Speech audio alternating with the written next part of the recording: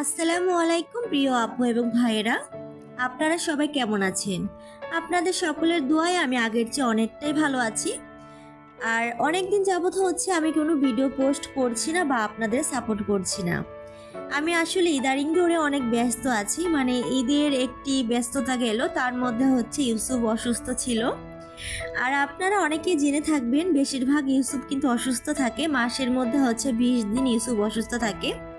আর সন্তান যদি অসুস্থ থাকে, মায়েরা কিন্তু এমনিতেই হচ্ছে চিন্তা চিন্তা অসুস্থ হয়ে যায়, যার কারণে মন মেজাজ অনেকটাই খারাপ ছিল। এজন্য আপনাদের মাঝে কিন্তু কোনো ভিডিও আমি তেমন দেইনি আর আপনাদের সাপোর্টও করিনি, কারণ হচ্ছে কোনো কিছুই ভালো লাগছিল না। ইউসুফ অসুস্থ থাকায় আমার কোনো কিছুই ভালো লাগছিল না। তাই আজকে চেষ্টা করলাম একটু ভিডিও দেওয়ার জন্য। আর আমি কেন ভিডিও দিচ্ছি না সেটা হচ্ছে আপনাদের জানানোর চেষ্টা করলাম।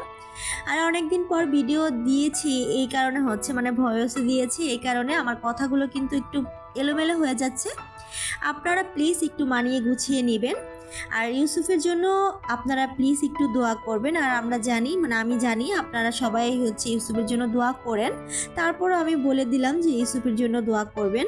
আর আমার মতো কে কে আছেন যারা হচ্ছে একটি র্যাগের মধ্যে হচ্ছে থালা বাসন শুকান বা গুছিয়ে রাখেন?